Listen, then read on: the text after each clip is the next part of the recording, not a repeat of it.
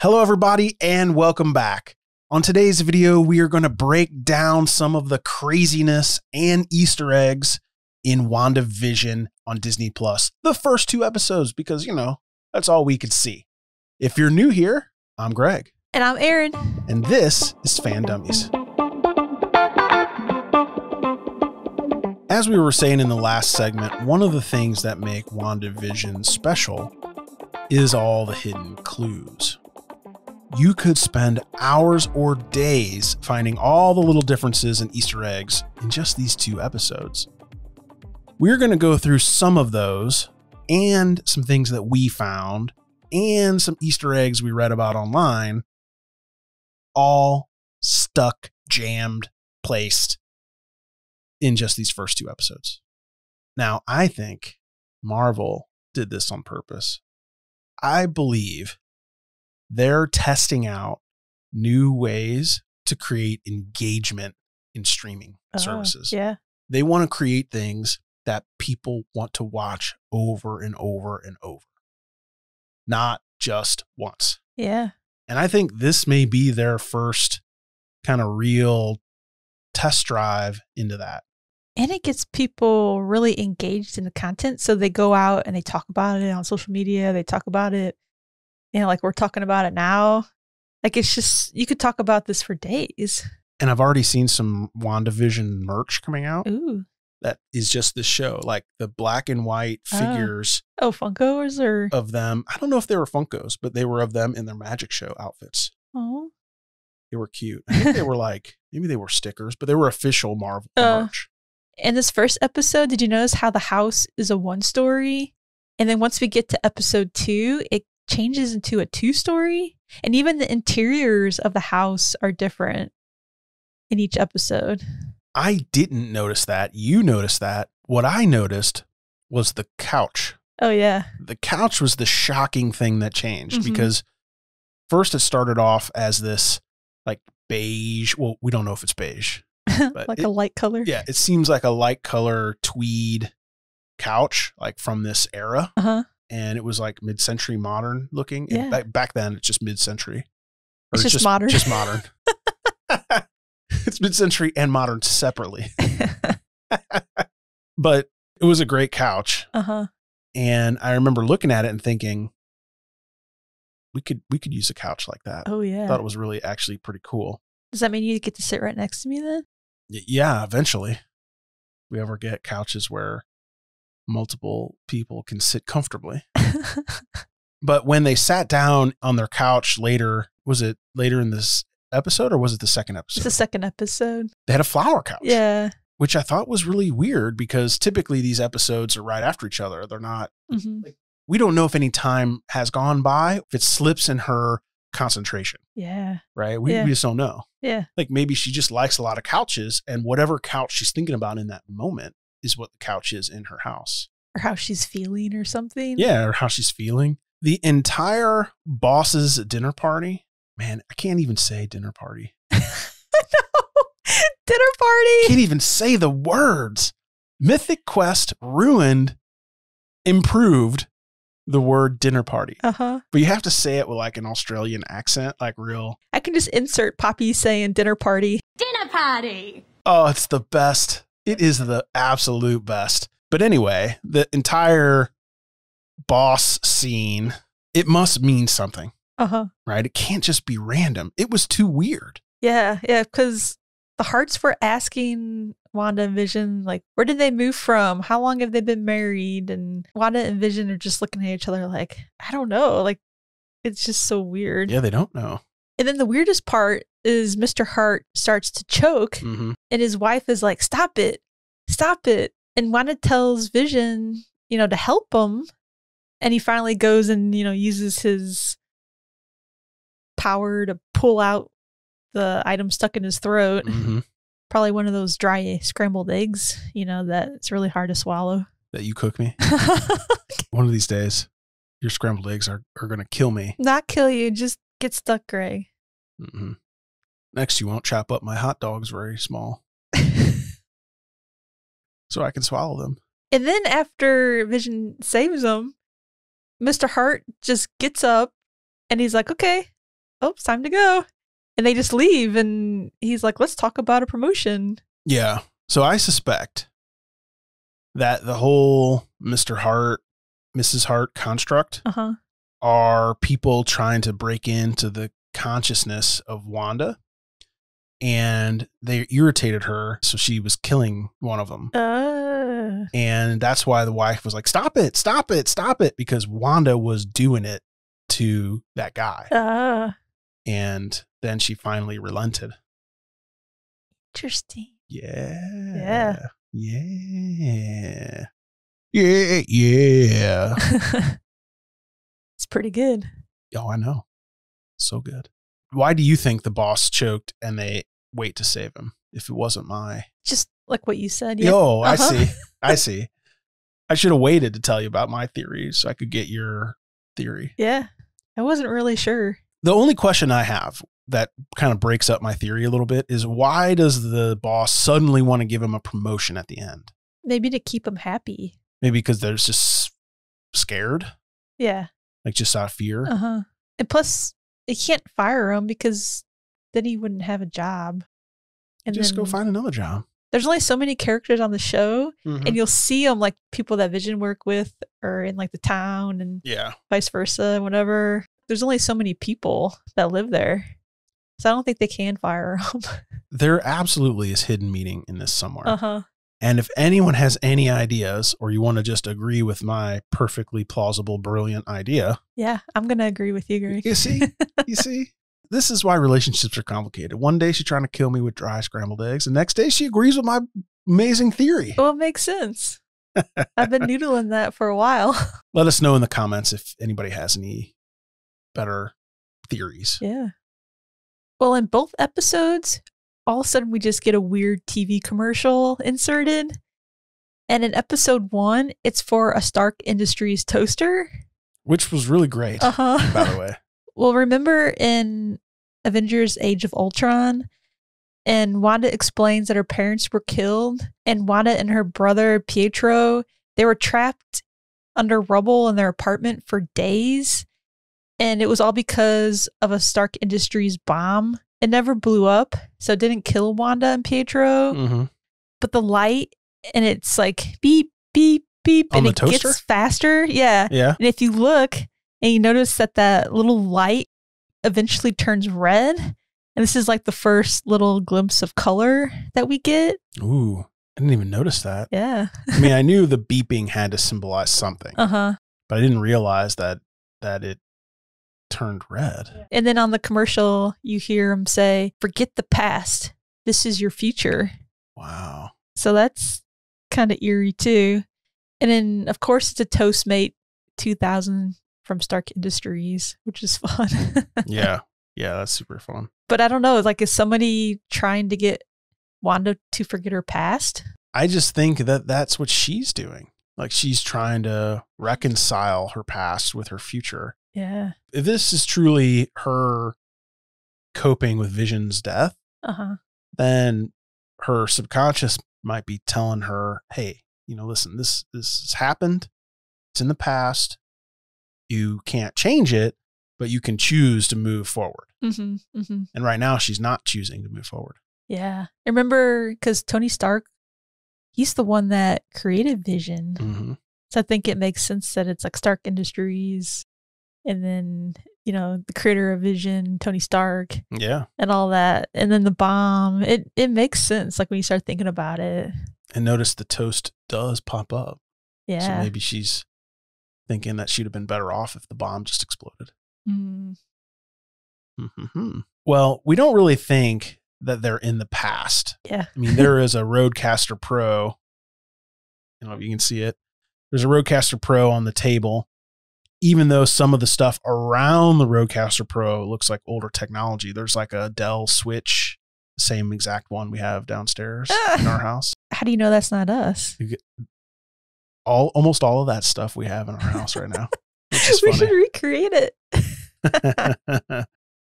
On the person's notebook and on the screen, there is a word, SWORD, SWORD, the acronym with the little dots. Sentient World Observation and Response Department. Yeah. Here's the other interesting thing.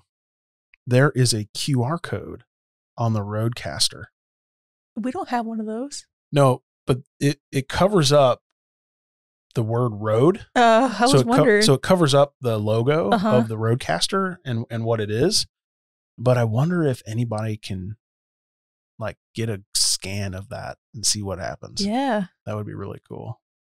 It's funny. Why didn't they just paint it black or put a sword logo on it or something? Like, why would they put a QR code on it? It might be like an asset tag from the studio. Like they might use it to keep inventory. It means nothing. No, I doubt that, because it wouldn't make it really big on the front. Everything is strategically placed. Well, the funny thing is the equipment in the rack, the switch and I think it's a tape player or whatever underneath it. I forget what it is. It's not even turned on. So there should be all sorts of lights on that switch where the network cables are plugged in. It's just props. It's just props. It's just props. There are an absolute metric ton of things in this episode 1, that we did not bring up. There are already so many articles online. And for the first time, almost every article has something in it that another article doesn't have. I mean, there's the blatant ripoffs of people that just copy and paste from other sources. I've seen so many people talking about the show, and everybody has their own take on what they see as well, which is pretty fun. Yeah, it's unlike anything. I mean, almost every show we watch, everything that comes out, the YouTube videos, the articles, they're all pretty much exactly the same. Yeah, there's not a lot of differences. It's just black and white. It's just like, here's the story, here's the characters, this is what it is. But this is so... Well, you only get 2 episodes too, but you don't know what's going on. Yeah. They try to hint and lead you into something, and they trick you with something else. So it makes it pretty fun. Yeah. All right, let's move on to the second episode. I really like the opening credits in the second episode. It's like a nod to the Bewitch opening credits. And I had to go back and watch it. And I watched it again with Greg, and it's really fun. Yeah. And it also kind of reminds us of the Jetsons, which I used to love watching the Jetsons. Yep. It also symbolized that their house was now 2 stories. Oh, yeah. Because they go out and then down. Vision goes out and then goes down through the floor and then out the front door.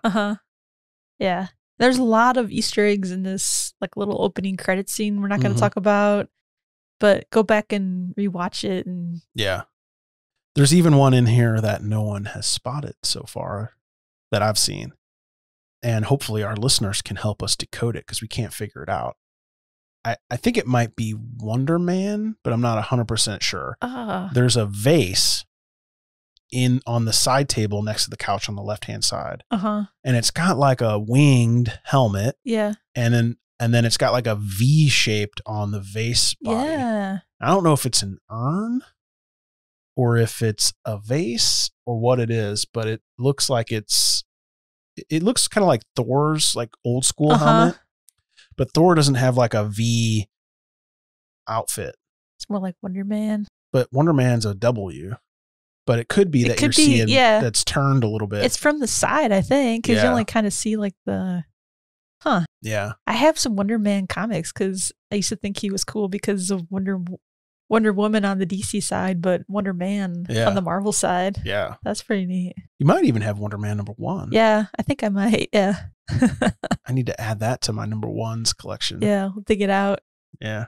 So what's going on with these strange noises in the house? I mean, because it's a theme of the show is there's strange noises. Yeah, well, in the second episode, Wanda hears like a bang or a noise or whatever, and she goes outside and she finds a red helicopter in the bushes, and it has the sword logo on it. And it's the only colored thing we've seen so far since that little flashing dot of light on the toaster ad. And the weird thing is that like she looks up like behind her, and that's when you notice that the house is a 2-story.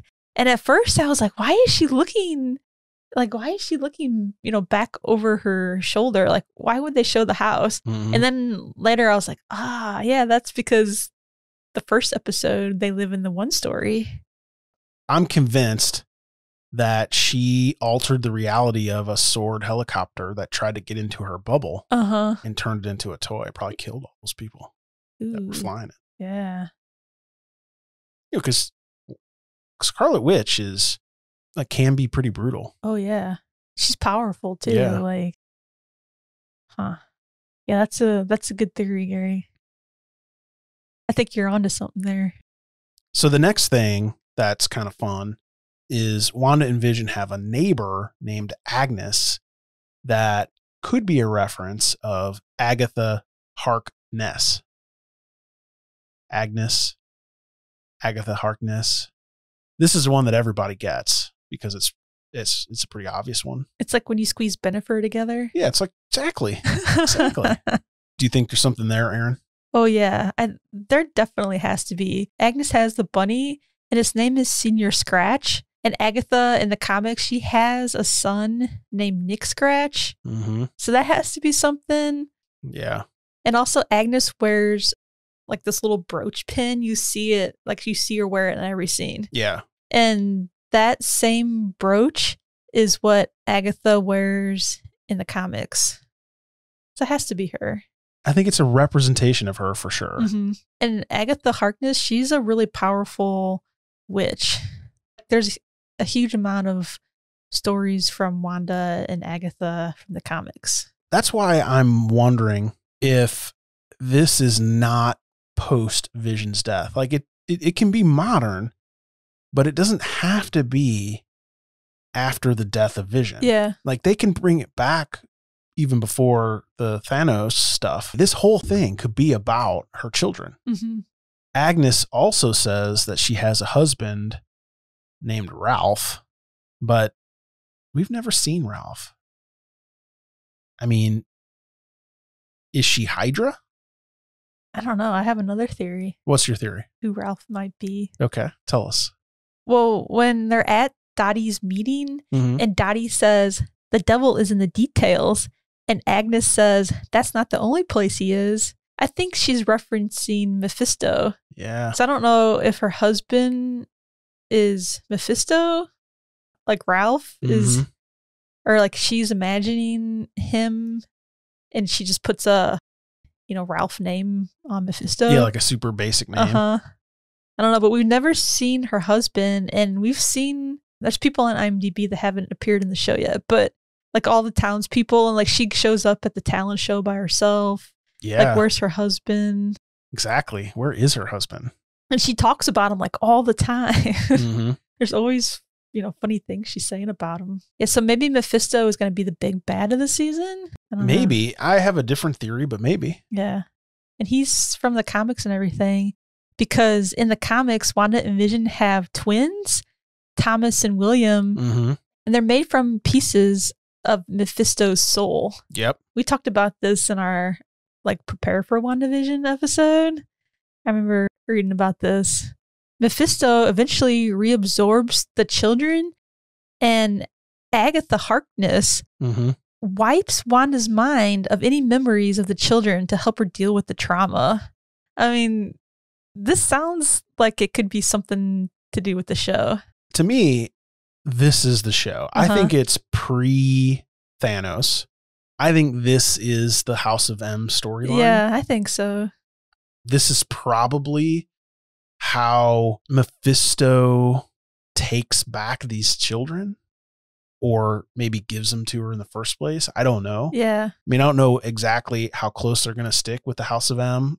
It seems like, it's like kind of based on it, but not all the way so far. Right. Most of the stuff I read thinks that this is a manifestation of Wanda based on the trauma of losing Vision. Right? They kind of think that, because there's a comment about, oh, your head is indestructible, but obviously wasn't, because Thanos grabbed the stone right off his head. The Mind Stone. The Mind Stone. But I think the timeline is in the House of M timeline. And it's before all of this. Yeah, as a matter of fact, they're always asking Wanda, why don't you have kids yet? Mm-hmm. And then they go to the talent show and they say, for the children. And they're always asking about the children, where are the children? So it sounds like somebody is like putting an idea in Wanda's head to have her have kids. Yeah.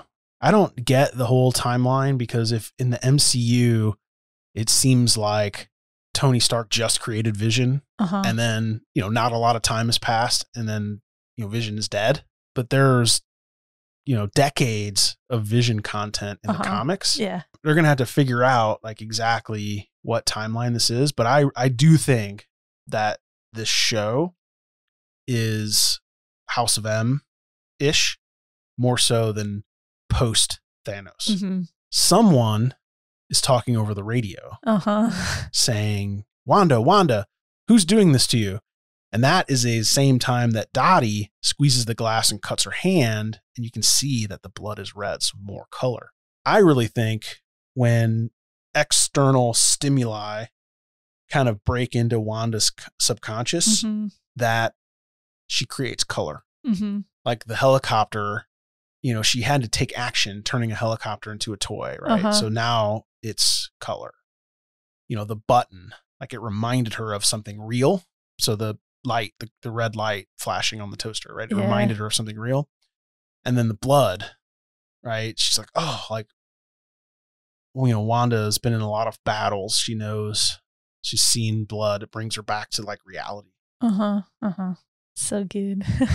There's also a commercial in episode 2, but it's a watch ad.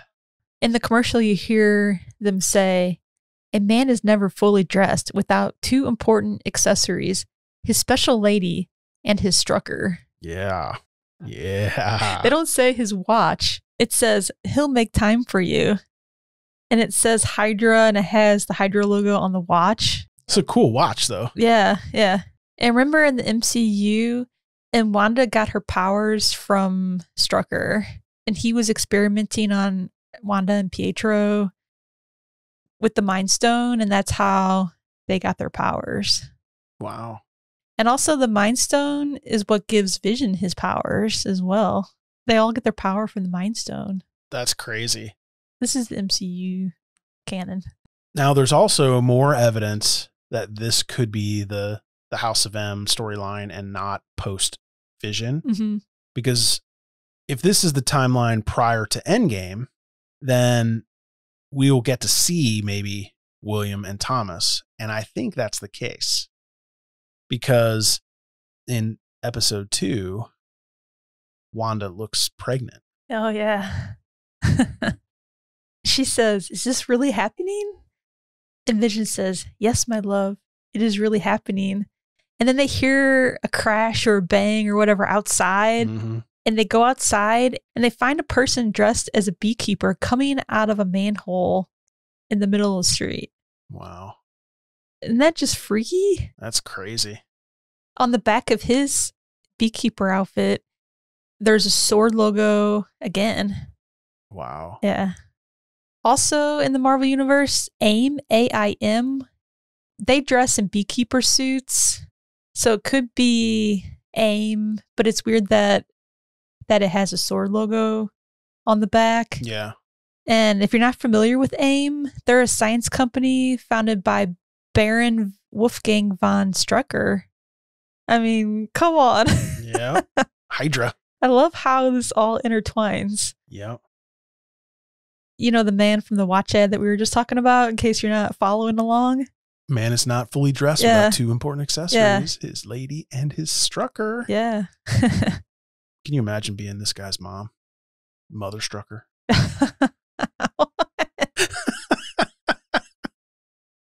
Oh.